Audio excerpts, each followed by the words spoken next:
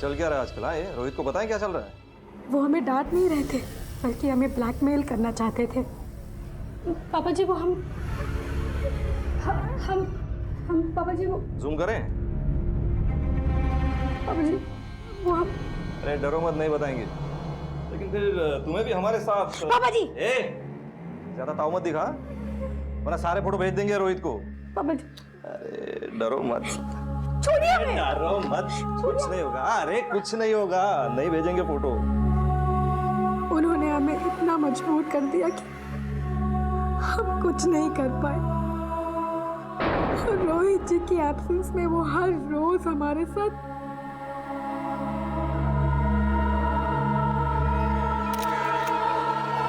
और इतना ही नहीं, वो जबरदस्ती हमारी फोटो भी लेते। रोहित इंपॉर्टेंट था, ये बात तुम्हारे ससुर सरपंच जानते थे? उन्होंने तो अपनी गंदी नीयत के चलते किसी को नहीं बताया, लेकिन रोहित जी ने कभी हमसे कोई सवाल नहीं किया। लेकिन रोहित तो उस क्लिनिक में शादी के बाद भी अपना इलाज करवा रहा था। रोहित जी जानते थे कि वो बच्चा पैदा नहीं कर सकते, हमसे अपसेट भी थे, पर उन्हें अपनी कमी पर खुद भी शर्मिंदगी थी।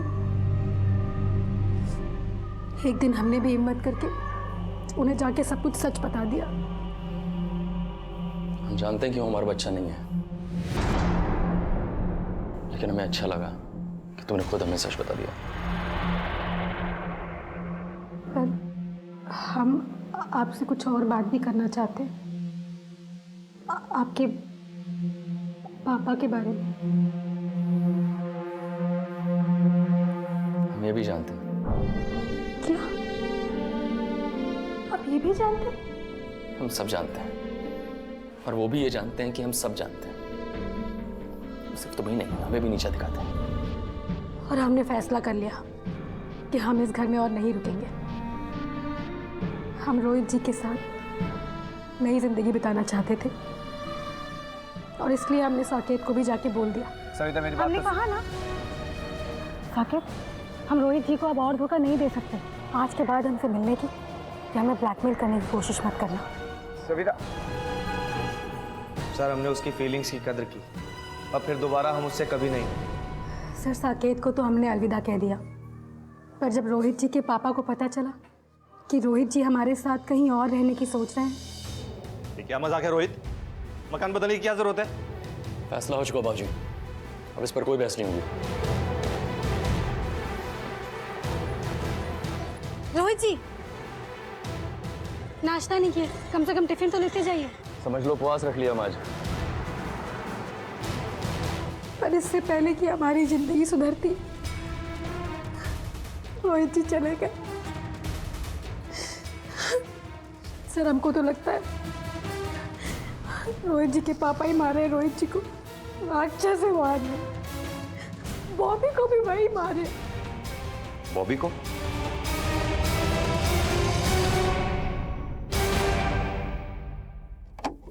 क्या कर रहे हैं आप लोग? बड़ा पाठ पढ़ाते थे ना भैया हमको, अब उनको बताता हूँ उनके पीठ पीछे क्या चल रहा है।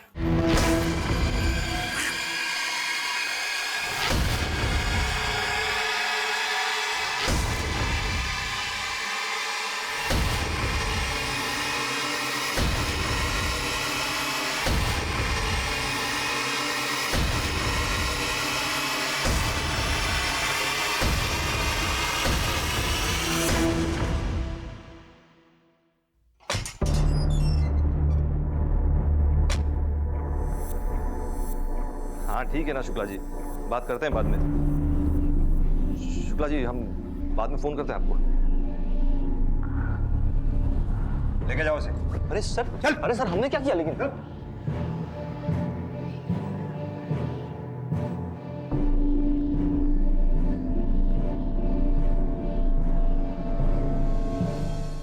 क्राइम पेट्रोल डायल 100 में आप सबका स्वागत है।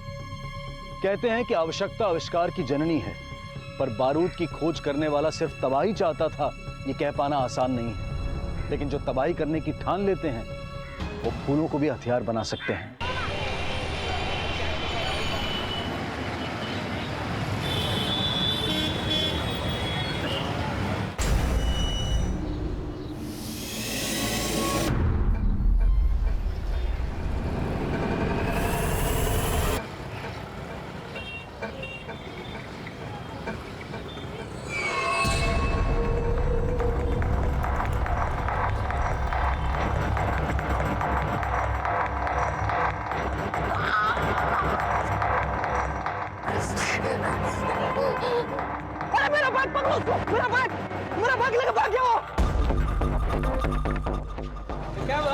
क्या हुआ? पता नहीं, मेरे को सुई चुभाया, मेरा बैग लेके भाग गया।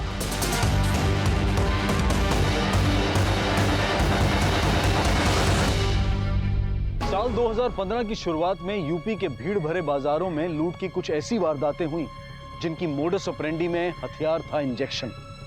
एक के बाद एक होते इन हादसों से उन खौफजदा लुटेरों का नामकरण हुआ इंजेक्शन गैंग। इस केस में विक्टिम ऐसी आपबीती से गुजर रहा था कि उसे भनक तक नहीं हुई कि कोई पीठ पीछे ऐसे मुखौटे में था जिसकी तलाश में पुलिस वालों की नींदें भी उड़ने वाली थी।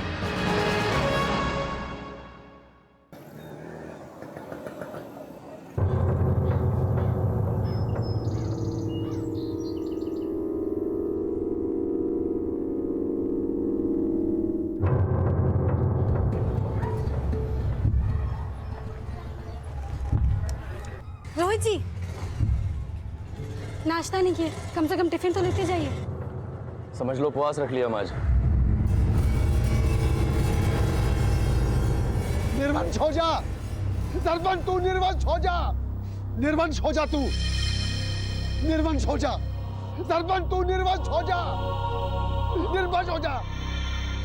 बहू कितनी बार बोले हम, रिंकू को बाहर मत लेके आया करो, अंदर लेके जाओ। सरपंच तू निर्वंश हो जा, निर्वंश हो जा सरपंच, तू निर्वंश हो जा, निर्वंश हो जा सरपंच, तू निर्वंश हो जा, निर्वंश हो जा सरपंच।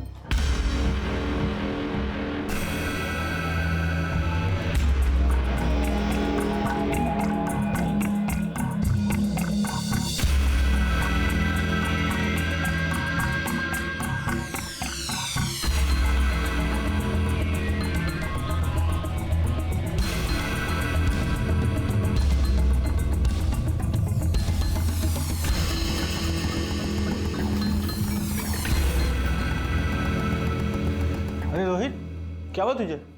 इतना अपसेट क्यों है? घर से झगड़ा करके आया क्या तू?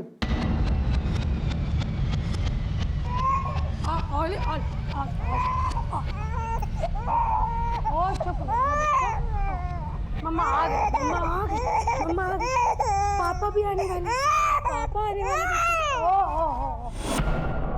26 अगस्त 2016 की शाम सविता मिश्रा अपने पति रोहित मिश्रा की इंतजार में अपने 9 महीने के बेटे रिंकू की बिलखती किलकारियों को उसके पिता के लौट आने की उम्मीद का दिलासा दे रही थी।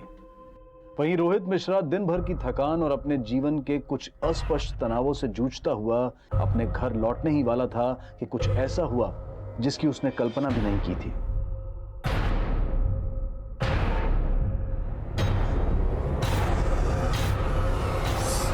क्या हुआ? पता नहीं यार, कुछ चुभा। चुभा? ऐसे खून निकल रहा है। पर्स मोबाइल चेक कर एक बार। हाँ सब है। चल चल चलते हैं।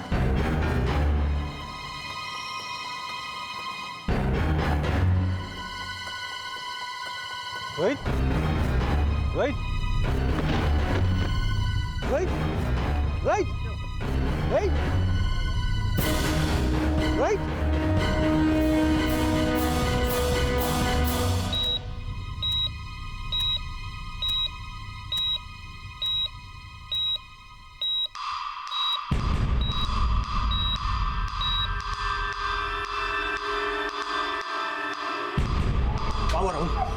होश आया?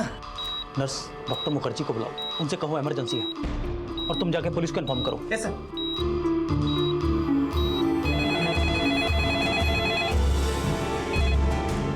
हेलो डॉक्टर साहब, कैसा है हमारा बेटा? कंडीशन ठीक नहीं है, पेशेंट कोमा में चला गया है।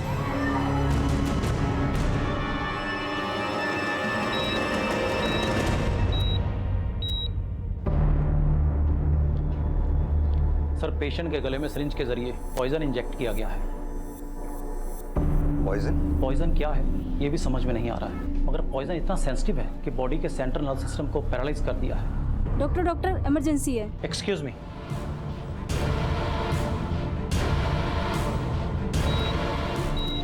सिस्टर, इंजेक्शन रेडी करो।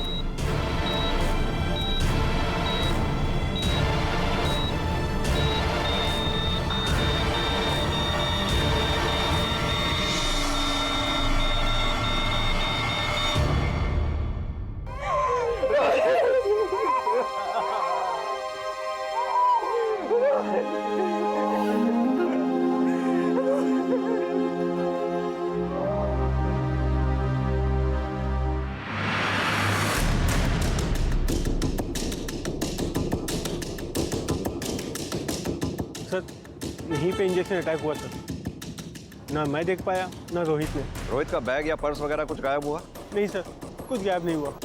सर आसपास कोई सीसीटीवी नहीं मिला।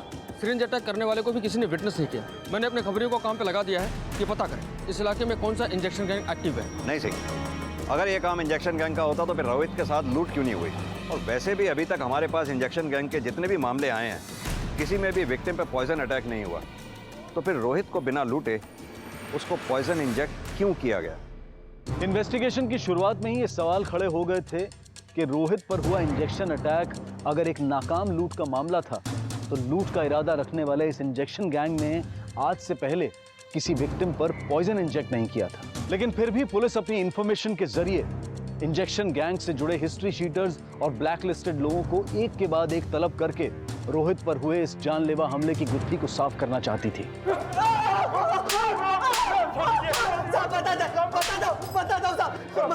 बता दो साहब, हमारे सिरिंज में तो सिर्फ पानी होता है, डिस्टिल वाटर साहब।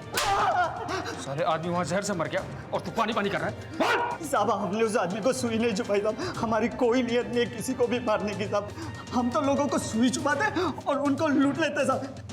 रोहित पर हुए अटैक में किस गैंग की भागीदारी थी ये साफ नहीं था, लेकिन रोहित की पोस्टमार्टम रिपोर्ट में हत्या में इस्तेमाल किए गए जिस पॉइजन का जिक्र आया उसने इस केस को और भी सनसनीखेज बना दिया। पोस्टमार्टम रिपोर्ट के मुताबिक रोहित के ब्लड में कोबरा का जहर मिला, लेकिन कोबरा के जहर के साथ मिडाजोलम और फुटपिन नाम के केमिकल लिक्विड मिक्स किए गए जिसकी वजह से बॉडी पैरालाइज हो गई और इनिशियल स्टेज पे पॉइजन के सिम्टम्स नहीं दिखे। यानी किसी ने पर्पसली ऐसा पॉइजन बनाया जिससे कि बचने की कोई गुंजाइश ही ना हो। पता लगाओ रोहित की लाइफ में कौन ऐसा है जिसका मोटिव रोहित को मारने का हो सकता है। सर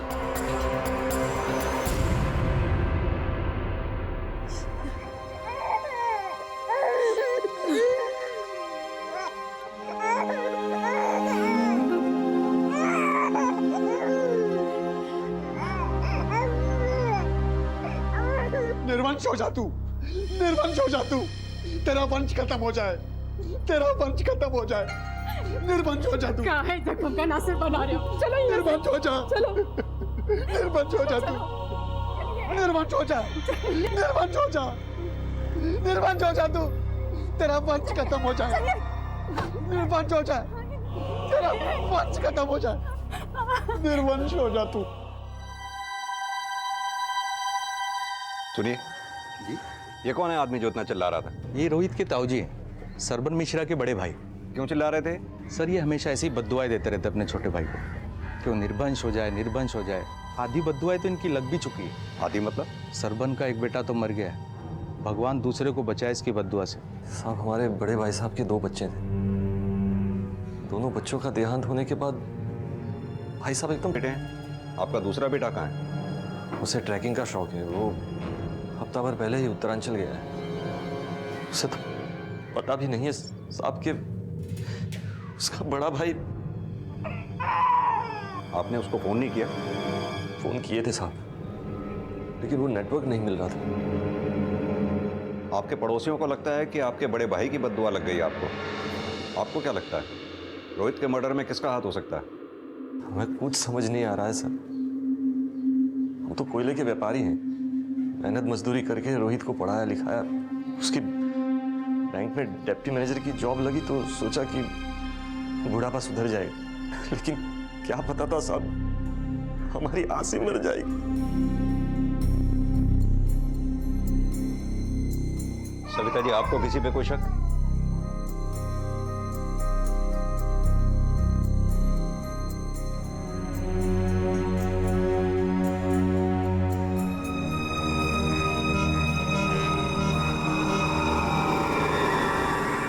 साहब हमको नहीं लगता कि उस बैंक वाले को इंजेक्शन गैंग वाले लोगों ने मारा होगा।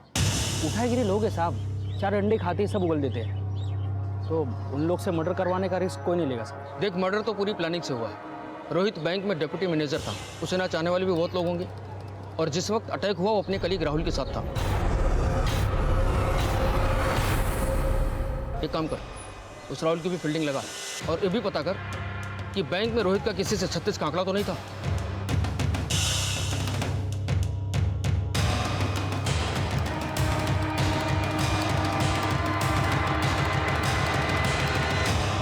सुनिए साहब, साहब जो कुछ बोलना है हमें बोलिए, इन्हें कुछ मत बोलिए। ये किसी की कुछ बात नहीं समझते। लेकिन इन्हें गालियां दे दे के दूसरों को कोसना आता है। सबको नहीं कोसते, ये सरपन को ही कोसते बस। उसे ही क्यों? खा गया वो हमारे बच्चों को।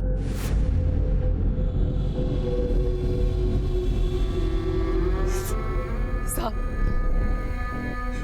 20 साल पहले की बात है, जब हम गांव में थे। हमारे बच्चे उस सरपन के आंखों के सामने खेल रहे थे और खेलते खेलते पैर फिसलकर तालाब में गिर गए। और एक कमीना सरपन खड़े खड़े देखता रहा। तैराक है वो, फिर भी जानबूझकर उसने नहीं बचाया ताकि हम दोनों के गुजरते ही सब कुछ उसका हो जाए। यही बात से इनका दिमाग हट गया और गांव की जमीन जायदाद सब कुछ बेचकर हम शहर चले आए। तो ये मरतूत ये भी पीछे पीछे चला आया। आपके पति कुछ काम काज भी करते हैं या सिर्फ अपने भाई को ही कोसते रहते हैं? साहब घर के पीछे 2 दुकानें हैं, उसका किराया आ जाता है, बस हमारी जिंदगी चलती रहती है। पर अब कुछ नहीं रहा, अब मौत का इंतजार है। साहब इनको चीनी का बीमारी है, वो इंश्योरेंस का इंजेक्शन लगाते हैं।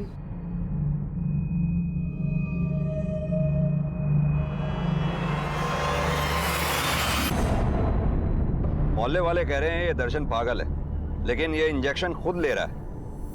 कहीं ऐसा तो नहीं कि रोहित के मर्डर में दिमाग इसी का हो? सर देहाती है, कोबरा के जहर का बंदोबस्त तो कर ही सकता है। इस दर्शन की पूरी हिस्ट्री निकालो, पता करो क्राइम सीन पे इसे किसी ने देखा था क्या। सर पुलिस एक तरफ ये जानने में जुट गई कि कहीं रोहित के पिता के बड़े भाई की बद्दुआ में किसी अपराध की मंशा तो नहीं छिपी थी। वहीं पुलिस इन्फॉर्मर्स के जरिए यह भी पता लगाया जा रहा था कि कहीं रोहित के मर्डर का एंगल रोहित के कामकाज से तो नहीं जुड़ा था। लेकिन फिलहाल पलड़ा रोहित के पिता और उनके भाई की पुरानी रंजिश का ही भारी था।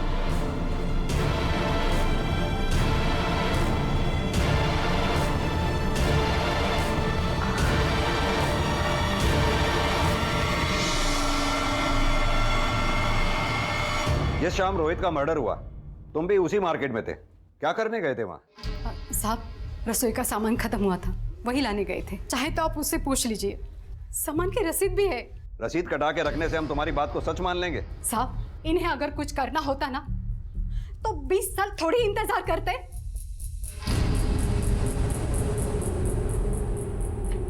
सर रसीद सही है, रसीद पर 4 बजे का टाइम है, जबकि रोहित पर अटैक शाम को 5 बजे हुआ है। दर्शन उसकी पत्नी पार्वती 5:30 बजे घर गए। गुप्ता, उस बाजार से दर्शन और पार्वती के घर की दूरी ज्यादा से ज्यादा आधे घंटे की है। हो सकता है उन लोगों ने 4 से 5 बजे तक वहां इंतजार किया हो और फिर रोहित पर अटैक करके वहां से चंपत हो गए हैं। लेकिन सर कोई एविडेंस नहीं है, उसके घर से सिर्फ इंसुलिन मिला है, क्राइम सीन पे भी उसे नहीं देखा गया है। इवन रोहित का दोस्त राहुल ने भी आइडेंटिफाई नहीं किया। लेकिन गुप्ता, किसी ना किसी ने तो दुश्मनी निकाली ही है। दुश्मनी का तो पता नहीं साहब, हाँ लेकिन बड़े भाई साहब पागलपन में बद्दुआ तो देते हैं। सरपंच तू निर्वंश हो जा, निर्वंश हो जा। पागलपन में हमारे बेटे को मार दिए हो तो सब उसका कोई अंदाजा नहीं है हमें। अगर आपके बड़े भाई साहब आपके पहले बेटे रोहित को मार सकते हैं तो वो दूसरे बेटे बॉबी को भी मार सकते हैं। आपने बॉबी को फोन किया? हाँ साहब, आज सुबह दोबारा किए थे लेकिन लगा नहीं। एक काम कीजिए, हमें बॉबी का फोटो और फोन नंबर दीजिए। अभी लाते हैं।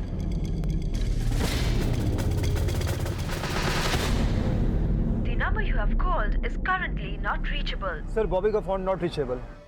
सरबन ने कहा था कि बॉबी उत्तरांचल गया है। ये बॉबी के फोन की लास्ट लोकेशन निकालो, पता करो उसका फोन लास्ट टाइम उत्तरांचल के किस एरिया में एक्टिव था।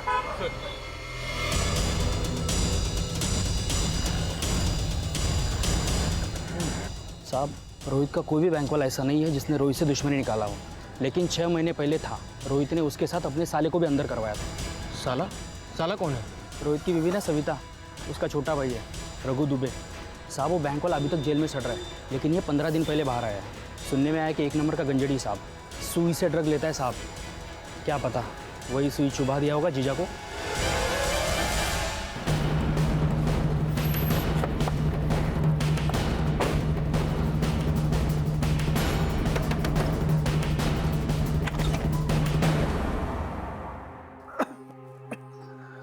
साहब, रघु घर पे रहता कहाँ है? 6 महीने से तो जेल में था। अपने जीजा के जाने के बाद हमसे मिलने तक नहीं आया। रघु का नंबर दीजिए हमें। हाँ, अभी देती। इसके लिए आप जिस नंबर को डायल कर रहे हैं वो इस समय स्विच्ड ऑफ है। सर, फोन बंद आ रहा है। हाँ सर, रघु को नशे की आदत थी, पर हमको उससे मिले अरसा हो गया सर। वो इस वक्त कहाँ होगा हमको कुछ नहीं पता है। रघु को उसके जीजा ने ही जेल करवाई थी, ये तो पता ही होगा आपको। हाँ सर, बात ये था कि रघु अपना टैक्सी डालना चाहता था और उसी चक्कर में रोहित जी से वो उनके बैंक से लोन निकलवाने के लिए कहता रहता था। रघु, मैंने तेरा सिबिल रिकॉर्ड चेक करा है, नेगेटिव है, तुम्हें लोन नहीं मिल सकता। जीजू, आपके होते हुए हमको लोन ना मिले, ऐसा कभी हो सकता है? जीजू को चक्कर चला दिए ना, हमको बहुत जरूरत है। आप कर सकते हो। आप रघु, रूल्स होते हैं और मैं रूल्स नहीं तोड़ सकता। और जीजू, आप तो उसके बाद रघु ने क्या कांड किया हमको कुछ नहीं पता है। सर, रघु तब के स्क्रूटनी ऑफिसर प्रकाश पांडे को रिश्वत देकर लोन क्लियर करवाना चाहता था। इस बात का पता रोहित को चल गया। कल तक पे ऑर्डर बन जाएगा, परसों तक तुम्हारे घर पहुंच जाएगा। आज रात को मेरी पेशगी दे देना, वरना लोन अटका रहेगा। लाओ, पे ऑर्डर लाओ, अभी एंड कैश करवा देता हूँ। क्या जीजू, छोड़ो ना, रहने दो। प्रकाश बाबू करवा दिए, आप नहीं करवा पाए तो बस इतनी सी बात है। और रूल तोड़ा है ना आपने, दोनों को जेल की हवा खिलवाऊंगा। ये तुमने ठीक नहीं किया। रोहित मिश्रा, बहुत बच्चा हो तुम, देख लेंगे हम तुम्हें। रोहित की हत्या में पुलिस अब तक रोहित के पिता और उसके पिता के बड़े भाई की रंजिश को उसकी हत्या की वजह मान रही थी, लेकिन इस बात की भी संभावनाएं खड़ी हुई कि कहीं रोहित की हत्या में रोहित के साले रघु दुबे का तो हाथ नहीं है। और जल्द ही ये संभावनाएं रोहित के भाई बॉबी के उत्तरांचल में होने के रहस्य को इस अपराध से जोड़ने वाली थी। बस देर थी रघु दुबे के मिलने की, और जल्द ही पुलिस ने पता लगाया कि जेल से छूटने के बाद आजकल रघु दुबे कहां था।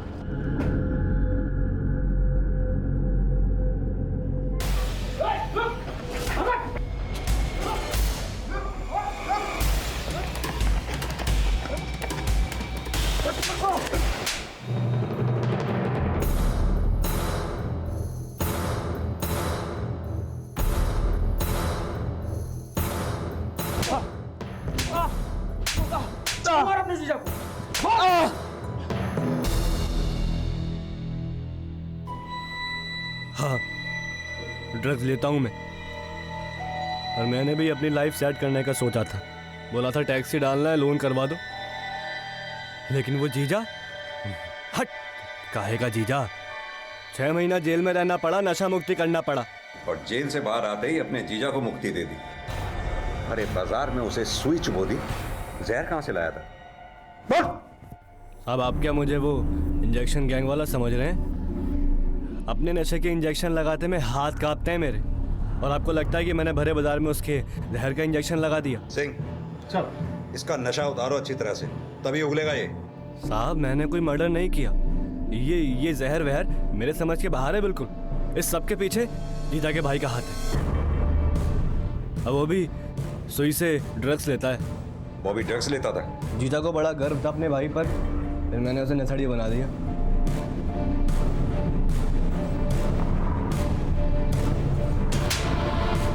क्या ये क्या कर रहा है? तुमने लत लगाई ना मेरे भाई को? जीजा मुझ पर चिल्लाया, लेकिन नशे ने बॉबी की बुद्धि फेर दी, भाई भाई का दुश्मन बन गया। समझता क्या अपने आप को? मैनेजर होगा अपने बैंक का, हम पे मैनेजर दिखाए तो बाहर दूंगा उसको। सर, बॉबी का फोन रोहित की हत्या के 2 दिन पहले से बंद है। लास्ट लोकेशन भी उसके घर के एरिया की ही थी। तो बॉबी के फादर ने हमसे ये क्यों कहा कि बॉबी उत्तरांचल गया था? उसे ट्रैकिंग का शौक है, वो हफ्ता भर पहले ही उत्तरांचल गया है। हाँ बोल। साहब, एक इम्पोर्टेंट खबर मिली है। सब बॉबी तो हमको यही बोल के गया था कि उत्तरांचल जा रहा है ट्रैकिंग के लिए। बॉबी का फोन पिछले 1 हफ्ते से बंद है, और आप कह रहे हैं वो उत्तरांचल में है। कहीं ऐसा तो नहीं कि बॉबी ने ही रोहित को मारा हो और आप बचा रहे हैं उसे? ये क्या बोल रहे हैं सर? बॉबी अपने भाई को मार ही नहीं सकता सर। क्यों सविता जी, आपको भी यही लगता है? जी, रोहित जी को कोई और मारा है। बॉबी ड्रग्स लेता था, ये बात जानते हैं आप लोग? हाँ साहब, इसका भाई रघु है ना, उसी की संगत में भटक गया था वो। लेकिन साहब हम संभाल लिया था उसको। अगर आपने बॉबी को संभाल लिया था तो फिर रोहित आपको छोड़कर क्यों जाना चाहता था?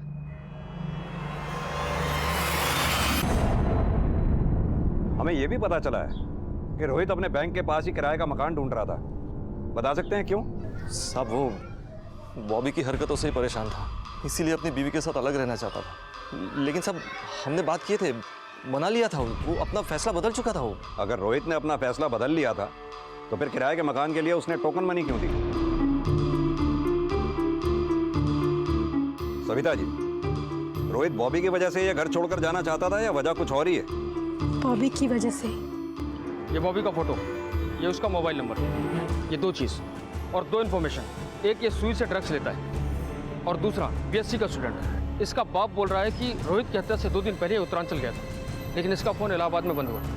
तू देख जरा, कहाँ मिलेगा? ठीक है साहब, देखता हूँ।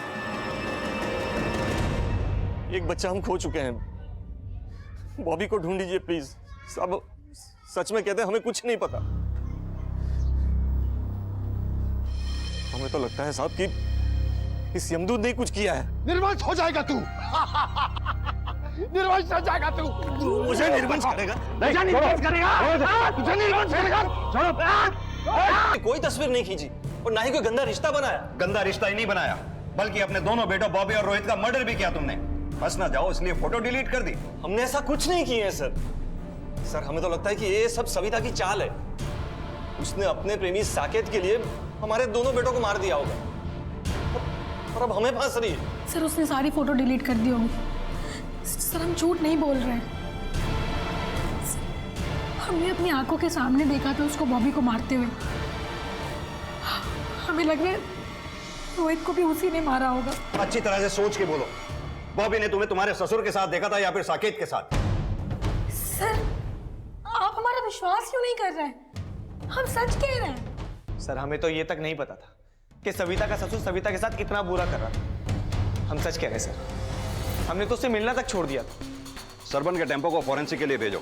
जिस दिन बॉबी गायब हुआ, सरबन, सविता, साकेत तीनों के फोन लोकेशन निकलवाओ।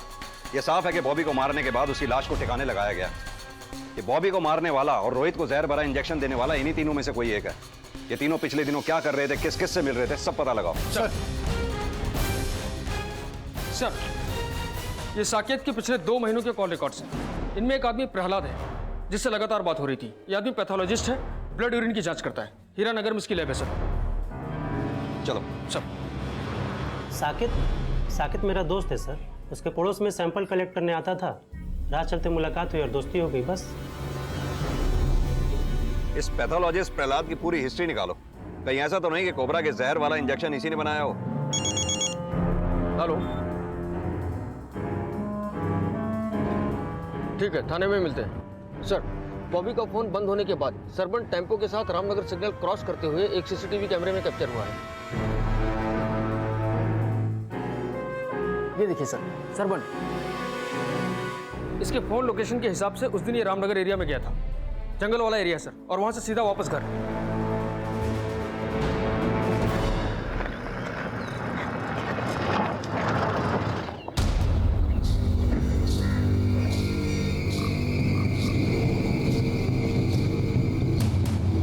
सर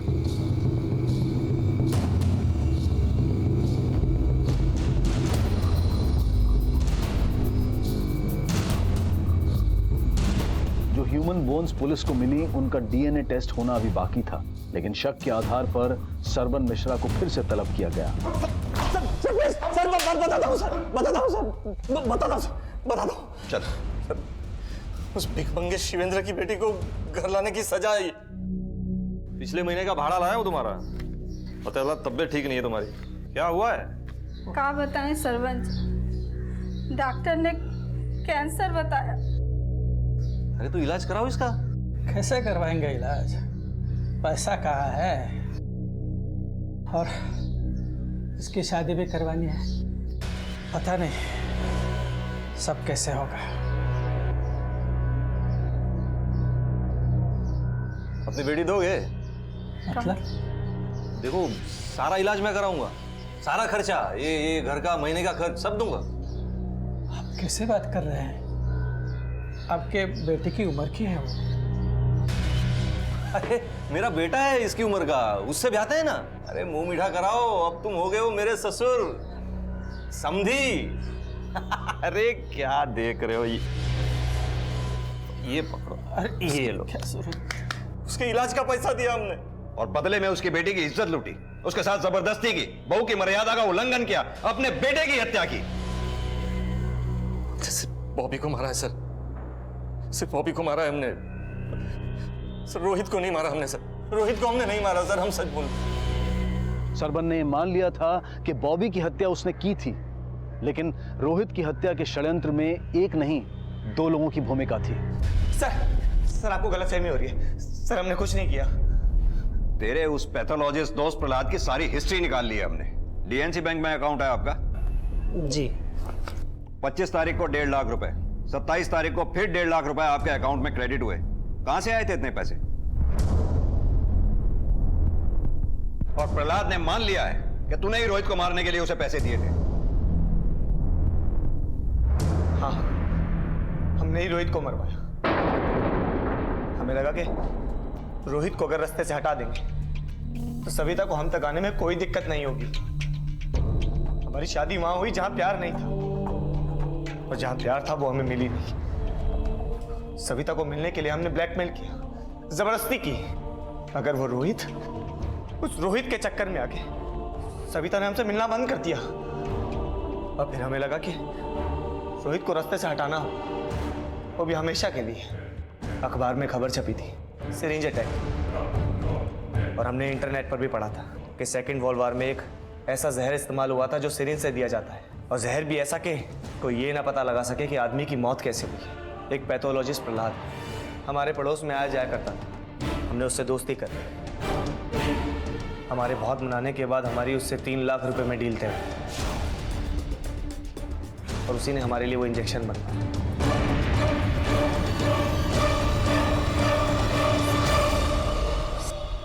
यहाँ से खून निकल रहा है। रोहित, रोहित, रोहित, रोहित।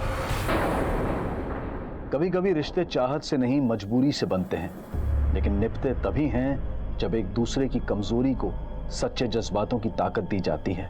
रोहित और सविता ने एक दूसरे की कमी को इसी भावना से स्वीकार तो कर लिया था, लेकिन बुरी नीयत रखने वालों ने उन्हें ये नियति दी, और वो चाह कर भी एक दूसरे के पूरक नहीं बन पाए।